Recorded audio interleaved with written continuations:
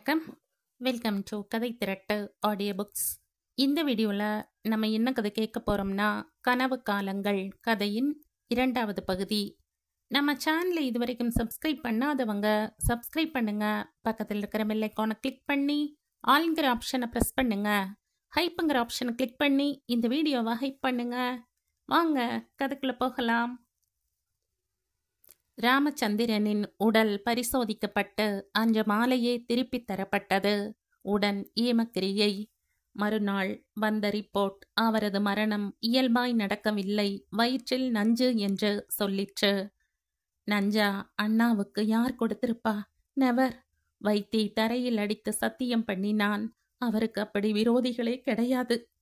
ஆனா அவரோட வயிற்றுல விஷம் இருக்கே, அது எப்படியாம்? தெரியல இன்ஸ்பெக்டர். அவருக்கு சாப்பாடு வாங்கி கொடுத்தீங்களா? இல்லை, வீட்டுக்கு போய் சாப்பிடலாம்னு சொல்லிட்டார். காஃபி? தெரியல, நான் ஆஸ்பத்திரிக்கு போன பின்பு குடிக்கல, அதுக்கு முந்தி தெரியாது. அவரை யார் யாரெல்லாம் பார்க்க வந்தாங்க? நான் போகும்போது 2 பேர் இருந்தாங்க சார். அவ பழம் கூட கொண்டு வந்திருந்தா. ஒருவேளை அந்த பழத்துல. யார் அவங்க? தெரியல சார், எனக்கு முன்பின் அறிமுகம் இல்லை. ஆஸ்பத்திரிக்கு வந்து பார்க்குறாங்கன்னா நிச்சயம் ராமச்சந்திரனுக்கு வேண்டியவங்களா தான் இருக்கணும். அவங்கள மறுபடியும் பார்த்தா அடையாளம் காட்ட முடியுமா? ஷியோர். சுப்பு ஏற்கனவே ஒரு மந்து டைப். போதுமான படிப்போ வெளி உலக அனுபவமோ கிடையாது. ஆங்கிலம், ஹிந்தி எதுவுமே தெரியாது. அந்த தாழ்வு மனப்பான்மையில் வெளியே போவதே இல்லை. ராமச்சந்திரன் பார்ட்டிக்கு கூப்பிட்டால் கூட, நான் வரல, நீங்க மட்டும் போங்கோ என்று நழுவி விடுவாள். வாடி, எல்லாரும் ஃபேமிலியோட வருவா. எனக்கு அங்க சரிப்படாது. அசைவம் சாப்பிடுவா, குடிப்பா. குடிச்சா நமக்கு என்னவா? ஆடுவா, பாடுவா. அந்த கன்றாவியெல்லாம் எனக்கு வேணாம் என்று மறுத்து விடுவாள். அதனால் ராமச்சந்திரன் அவளை எங்கேயுமே அழைத்து போவதில்லை. அங்கே கூட்டி போகலை, இங்கே போகலை என்று நச்சரிக்கும் பெண்டாட்டிகளுக்கு மத்தியில் இப்படியும் ஒருத்தி. நச்சரிக்காதவரை தொல்லை விட்டது. சுப்புவை வெளியே அழைத்து போகாததால் அவளை அந்த தெருவாசிகளை தவிர வெளியே யாருக்கும் பரிச்சயம் இல்லை. தெரியாமலும் போய்விட்டது. அது சித்திக்கு வசதியாய் போயிற்று. அவருடைய ஈமக்கிரியை முடிந்து வீடு திரும்புவதற்குள் ரேணுகா வீட்டில் இருந்த நகைகள், விலை உயர்ந்த பொருட்களை எல்லாம் அப்புறப்படுத்தி இருந்தாள். நகையெல்லாம் எங்க என்று சுப்பு கேட்க, அக்கா, காலம் கெட்டு கிடக்கு. ஊர்ல எங்க பார்த்தாலும் கொலை கொள்ளை. நீங்களோ விடோ, நகை போட போறதில்ல. அப்புறம் வீட்டில் எதுக்கு வச்சிருக்கணும்? இழவு விசாரிக்க யார் யாரோ ஆத்துக்கு வரா. இங்க வச்சிருக்கிறது பாதுகாப்பில்லைன்னு நான் தான் அவைகளை பேங்க்ல கொண்டு போய் வைக்க சொன்னேன். சுப்பு அதை உண்மை என்று நம்பினாள். மறுவாரத்தில் ரேணுகா தனது தில்லு முள்ளுகளின் உச்சகட்டமாய் சில மனுக்களில் சுப்புவின் கையெழுத்துக்களை பெற்றுக்கொண்டு, அக்கா, உங்களுக்கு சேர வேண்டிய சேமிப்புகள், சொத்துக்களை வாங்கிட்டு வந்துடுறேன் என்ற வைத்தியுடன் காரில் கிளம்பினாள். வழியில் வண்டியை நிறுத்த சொல்லி இறங்கி தன் சேலையை களைந்துவிட்டு கையோடு கொண்டு வந்திருந்த வெள்ளை சேலையை கட்டி கொண்டாள். தலையை அவிழ்த்து கொண்டை, நெற்றி பொட்டை அழித்து நகைகள், தாலியை கழற்றினாள். ரேணுகா, என்ன இதெல்லாம்? சும்மா இருங்கோ, நான் இப்போ ரேணு இல்ல, சுப்புலட்சுமி, விதவை என்றாள் உக்கிரத்துடன். ரேணுவின் செயலை வைத்தியால் கூட ஜீரணிக்க முடியவில்லை.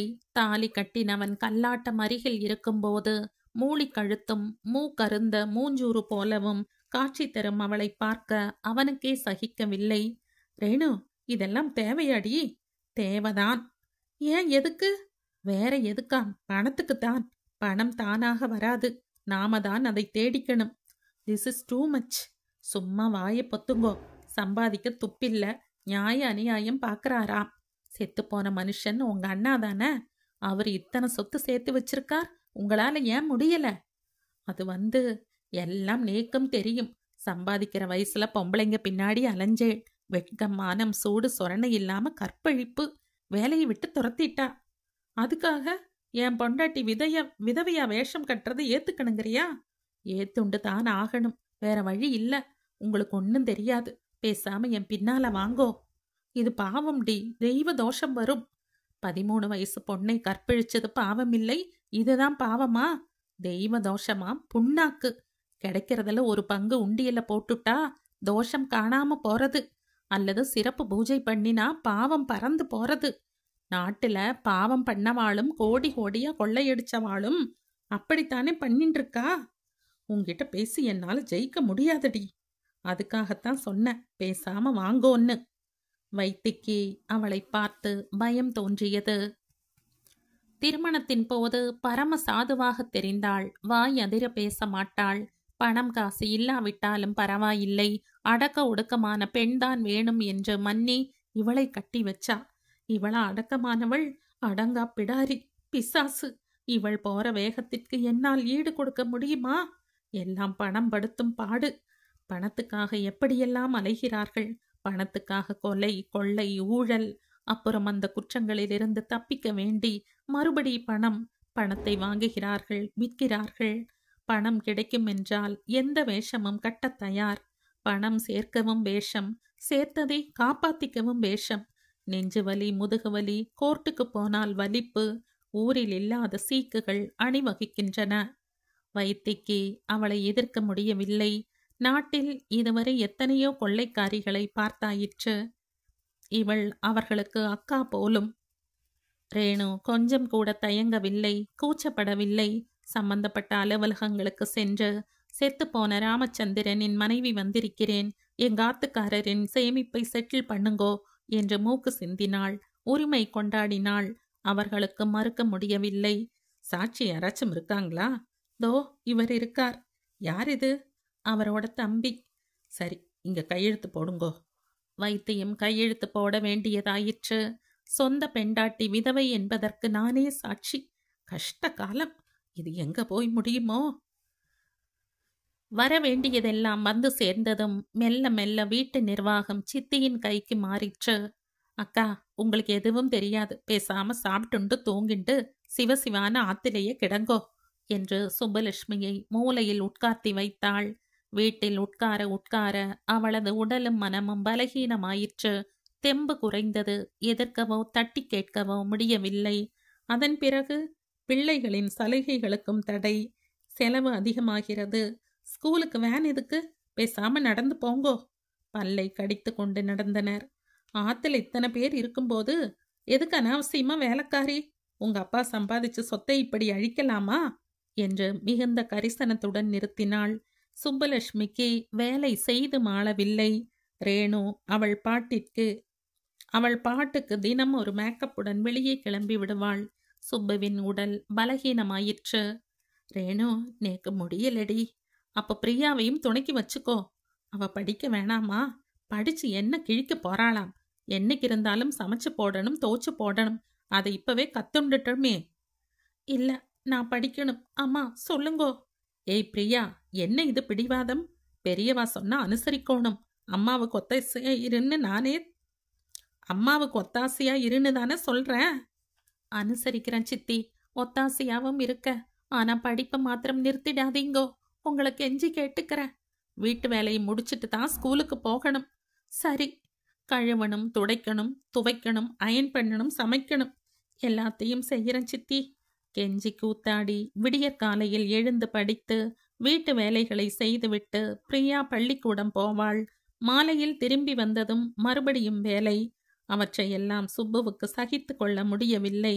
சொத்து சுகம் இல்லாவிட்டாலும் பரவாயில்லை, பிள்ளைகளை போட்டு வதைக்காமல் கை காலோடு விட்டால் போதும் என்று சித்திக்கு தெரியாமல் வைத்திருந்த நகை பணத்துடன் திருச்சிக்கு பயணமானாள். உண்டு குடித்தனத்தில் காலம் எப்படியோ ஓடிவிட்டது.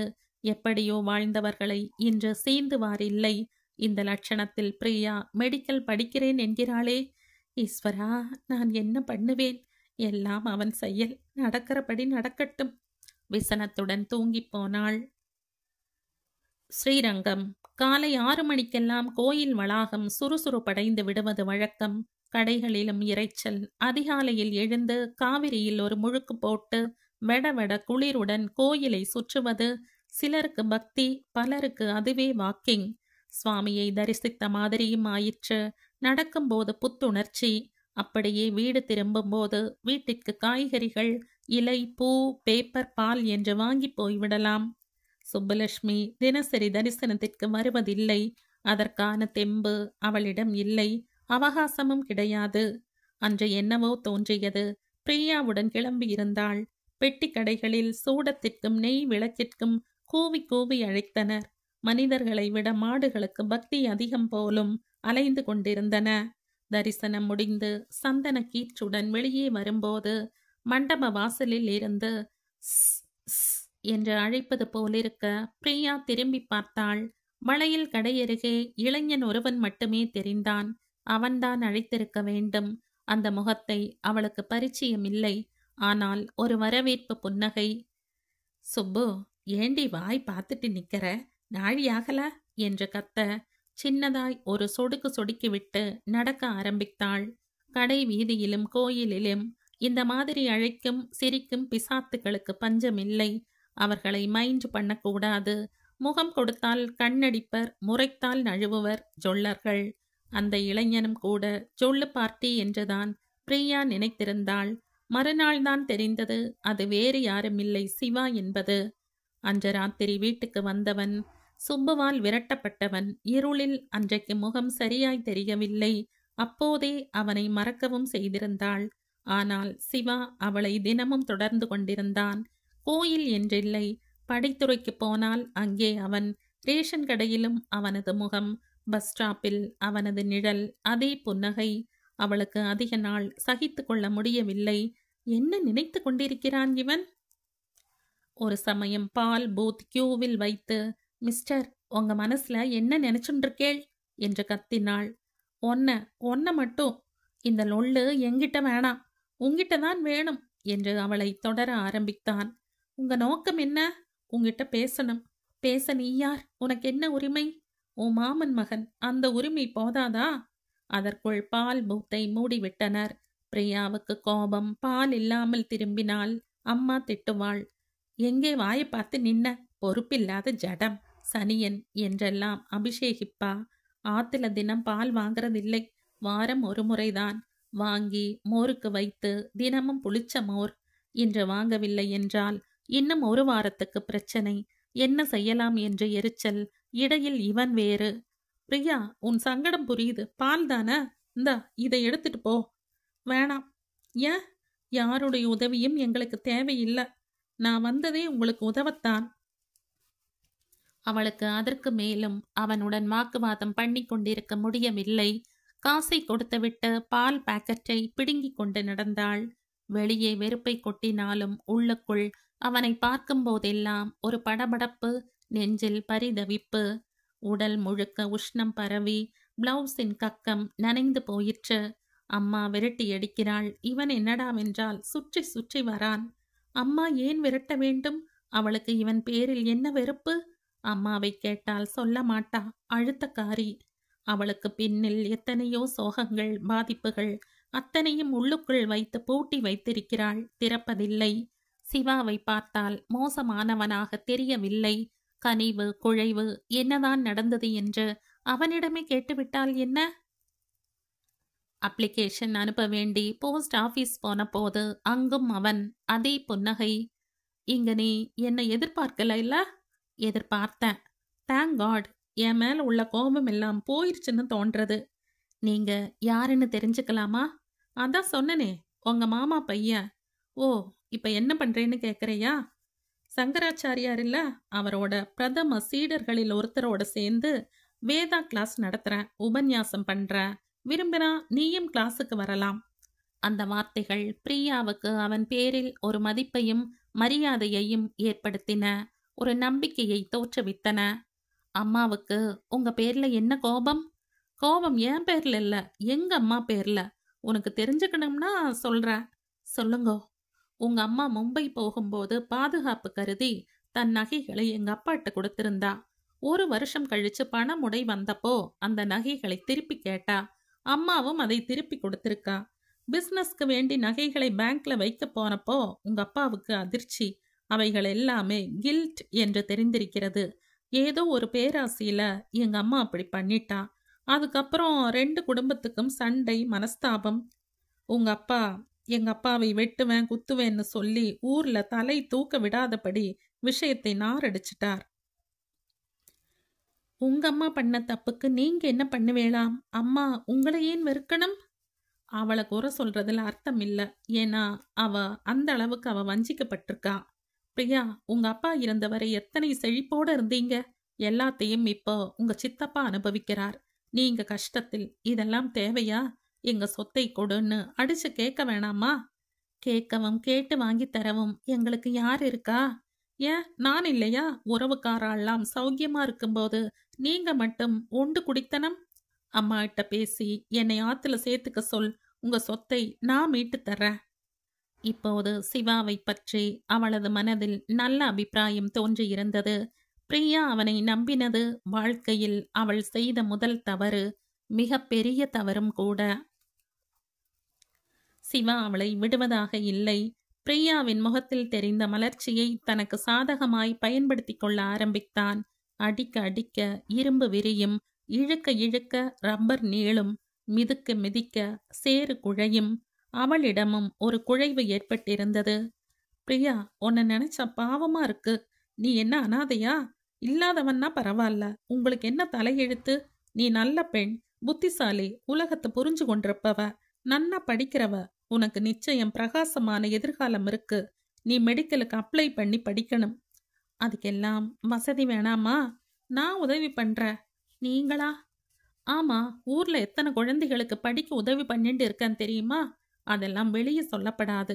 நம் மாத்து குழந்தைகளை விட்டுருவேனா என்ன? நீயும் படி, அனுஷாவும் படிக்கட்டும். அது சரி, உன் தங்கை ஏன் கண்ணாடி போட்டுன்னு இருக்கா? தலைவலியா? இல்ல சார். சார் வேணாம், என்னை மாமானை கூப்பிடலாம். பிரியாவுடன் வெட்கத்துடன் நகம் கடித்து தாவணியை சரி பண்ணி கொண்டு அவளுக்கு ஹை பவர் மாமா என்று முகம் சுருங்கினாள். கண்ணாடி போடலனா உருவம் கூட சரியா தெரியாது. பாவம், நல்ல டாக்டர் கிட்ட காட்டப்படாதோ? சரி, அத நான் பாத்துக்கிறேன். மாமா, நீங்க ஆத்துக்கு எப்ப வரேள்? உங்க அம்மா அம்மா கிட்ட நான் பேசிடுறேன். மதியம் சாப்பிட்ற நேரத்துக்கு வாங்கோ. மாமா எத்தனை நல்லவர். வலிய உதவ வருபவரை அம்மா ஏன் துரத்த வேணும்? நமக்கு ஆண் துணை தேவை.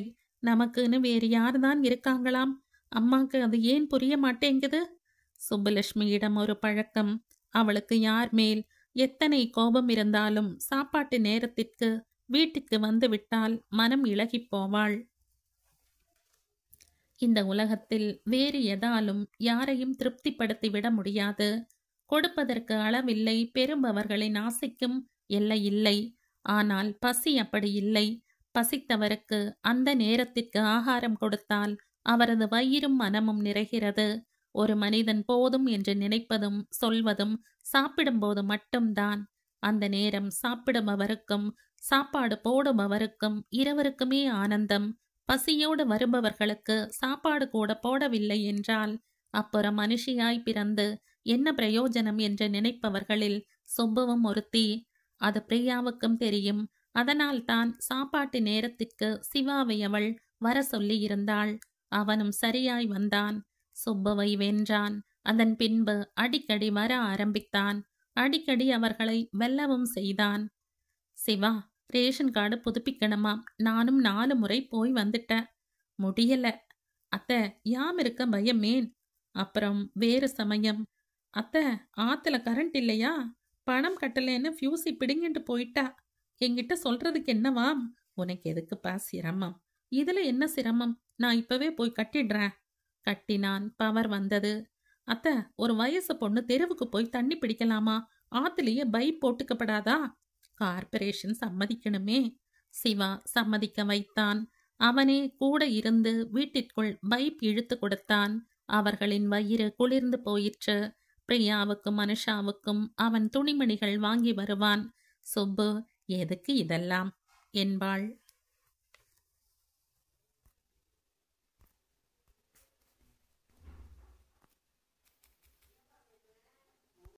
அத்தை, நீங்க சும்மா இருங்கோ.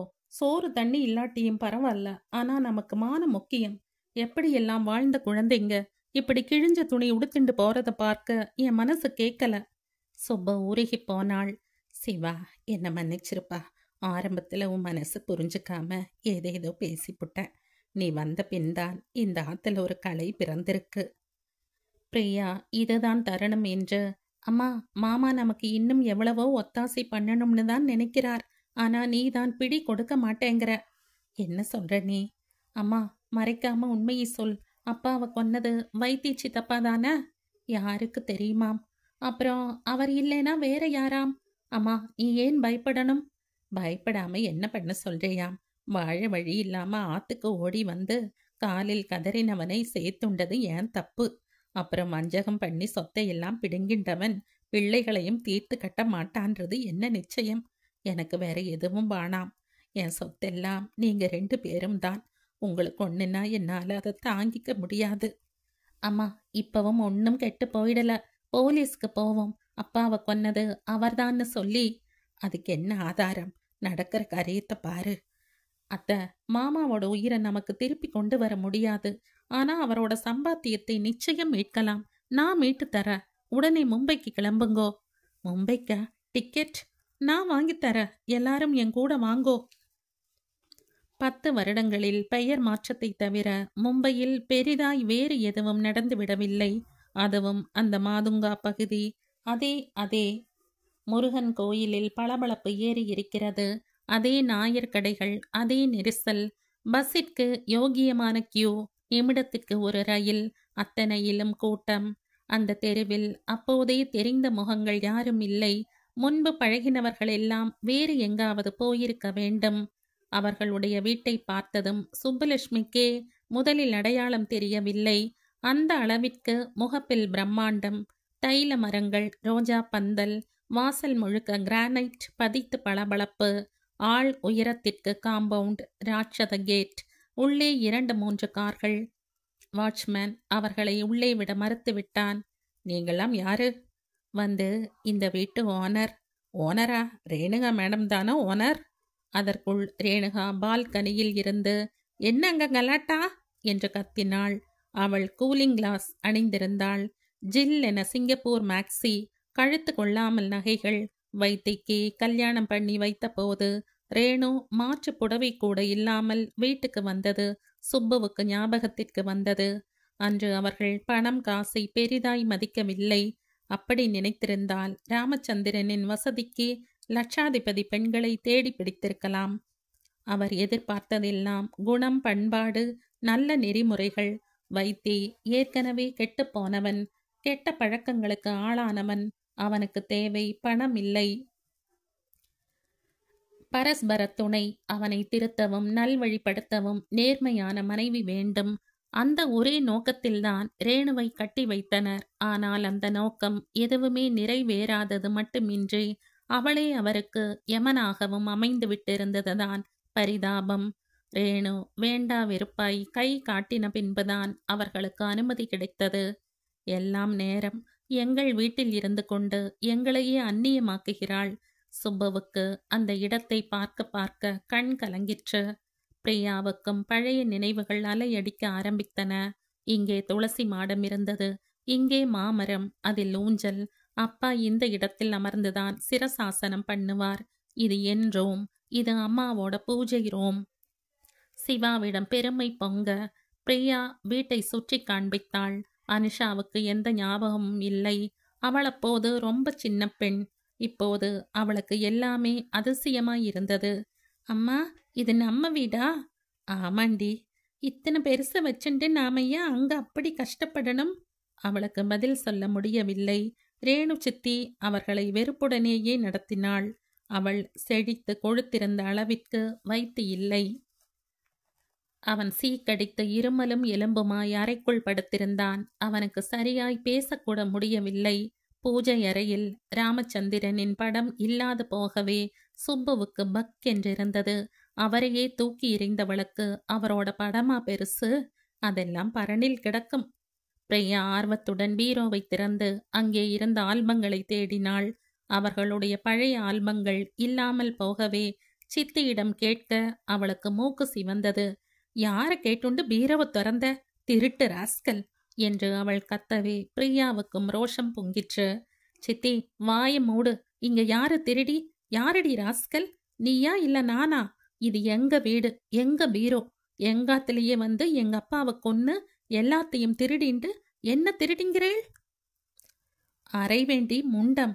ஏனா என்ன பேச்சு பேசுறாள் பார்த்தேளா?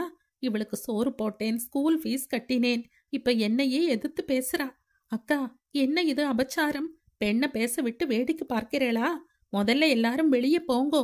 இனி ஒரு நிமிஷம் கூட இங்க இருக்கப்படாது. ஆமா, சொல்லிப்புட்டேன். சிவா தலையிட்டு, ஏன் கத்தரேள்? யார் வெளியே போகணும்? நீங்களா இல்ல இவளா? இந்த வீட்டுல உங்களுக்கு என்ன உரிமைன்னு தெரிஞ்சுக்கலாமா என்றான் அமைதியாய். ரேணு உடன் வைத்தியிடம் ஓடி, பார்த்தேளா பார்த்தேளா, கேட்டுண்டு சும்மா இருக்கேளே, போய் செவிட்டுல 2 கொடுங்கோ. வைத்தி இருமிக் கொண்டு எழுந்து, ஏய் நீ யாருடா அதை கேட்க என்ற கையை ஓங்கிக் கொண்டு ஓடினான். இது எங்க அண்ணா வீடு, இது என் மன்னி, எங்களுக்குள்ள 1000 இருக்கும், அதை கேட்க நீ யாரு? உன்னையும் உங்க குடும்பத்தையும் எனக்கு தெரியாதுன்னு நினைச்சியா? உள்ள நகையெல்லாம் மஞ்சகமா பிடுங்கிண்டு மன்னியை விரட்டினாவா தானே நீங்க? அண்ணா உள்ளவரை இந்த ஆத்துப்படியை மிதிக்கப்படாதுன்னு ஒதுக்கி வச்சிருந்ததெல்லாம் மறந்து போச்சா? அவர் செத்ததும் உள்ள புகுந்து கலகம் பண்ணி சொத்தை அடிச்சுண்டு போலாம்னு வந்தியா? போடா வெளியே. வைத்தி கத்த சிவாவிற்கு அங்கே நிற்க முடியவில்லை. அவமானத்துடன் வாயடைப்பட்டு வெளியேற வேண்டியதாயிற்று. பிரியா அவனை சமாதானப்படுத்தினாள். பிரியா, நான் எனக்காக வருத்தப்படல, உனக்காகத்தான். அவர் என்னை என்ன வேணா பேசட்டும், அவர் பேசினதுலையும் நியாயம் இருக்கு. ஆமாம், நான் உங்களுக்கு யாராம்? உனக்கும் எனக்கும் என்ன உறவு? என்ன அப்படி கேட்டுட்டேள்? தாய் மாமன் மகன். அது அருந்து போன உறவு பிரியா. இவளோட வாயை அடைக்கணும், சொத்தையும் மீட்கணும்னா அதுக்கு ஒரே ஒரு வழிதான் இருக்கு.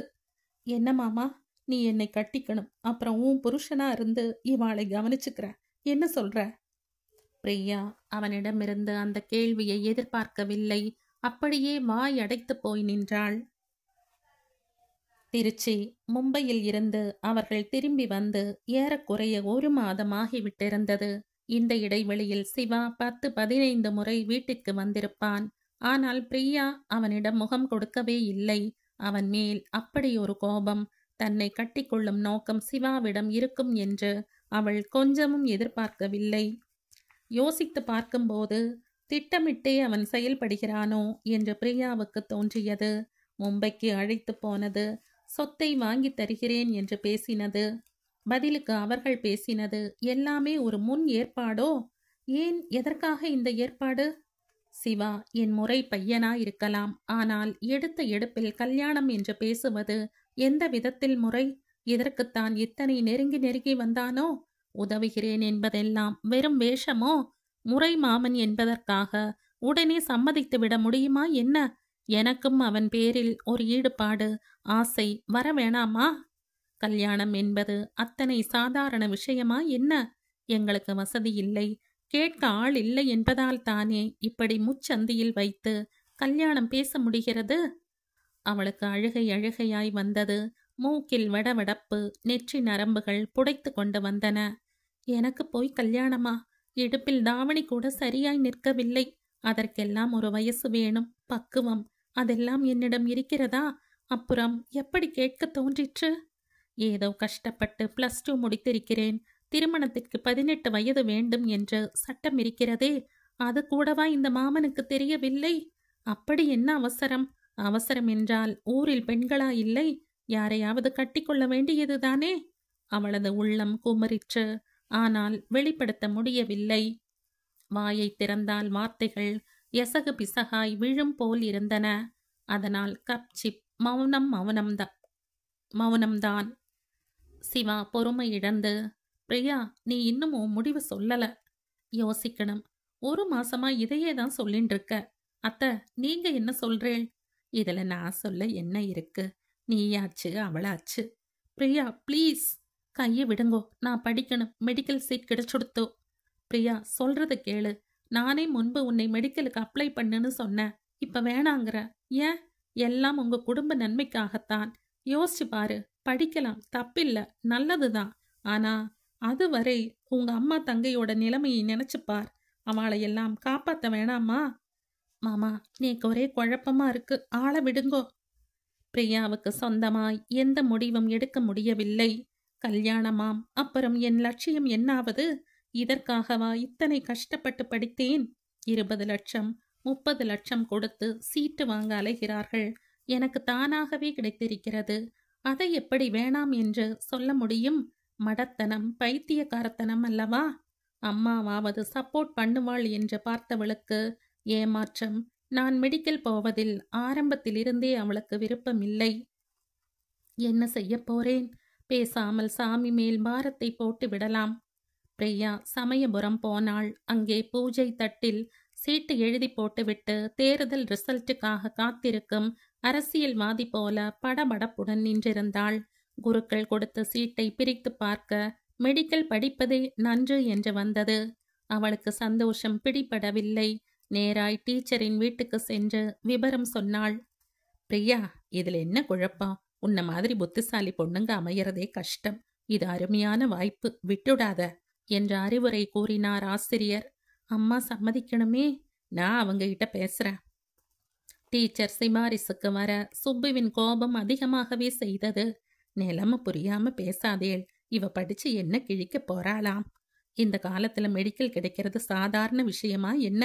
மாமி, உங்க பொண்ணை நினைச்சு நீங்க பெருமைப்படணும். பெருமைப்பட்டுன்னு இருந்தா வயிறு நிறைஞ்சிடுமா? படிச்சு படிச்சு சம்பாதிச்சு கொட்ட போறா பாருங்கோ. அதுவரை நான் உசிரோட இருக்கணும் இல்ல? மாமி, என்ன இப்படியெல்லாம் பேசுறேள்? ஆரம்பத்துல அப்படித்தான் இருக்கும், போக போக எல்லாம் சரியாயிரும். என்ன, 5 வருஷம் தானே, சொடக்கு போடுறதுக்குள்ள ஓடி போகும் பாருங்க. தஞ்சாவூர் மெடிக்கல் காலேஜிலும் சரி, ஹாஸ்டலிலும் சரி, ஸ்டூடெண்ட்ஸ் ஜாலியாக இருப்பர்.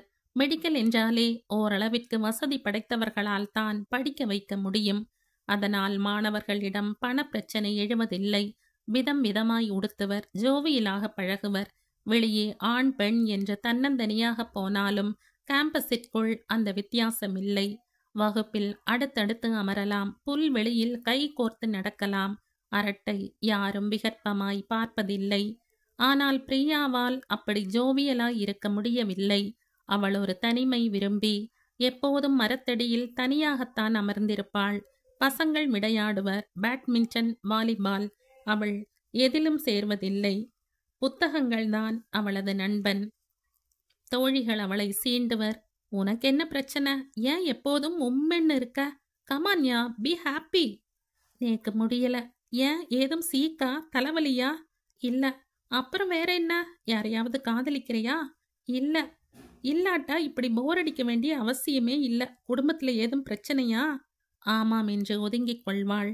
அந்த சமயம் சிவா அடிக்கடி அவளுக்கு கடிதம் எழுதுவான்.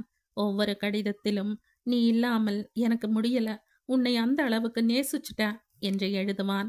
உனக்கு படிப்பு வேணாம், வந்துரு, உன்னை ஆயுசு முழுக்க ஏன் உசுரா வச்சு காப்பாத்துற. அதை அவள் பொருட்படுத்துவதில்லை. ஒரு ஆண் வலிய வந்து உருகுகிறான், அவனை அலைக்கழிக்கலாமா? அது பாவம் இல்லையா என்று தோன்றும்.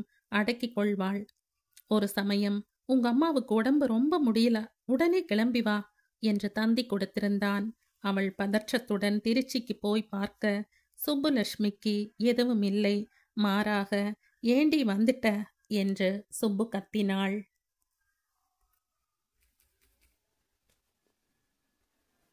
இந்த கதையின் தொடர்ச்சியை அடுத்த பதிவில் கேட்கலாம். நன்றி.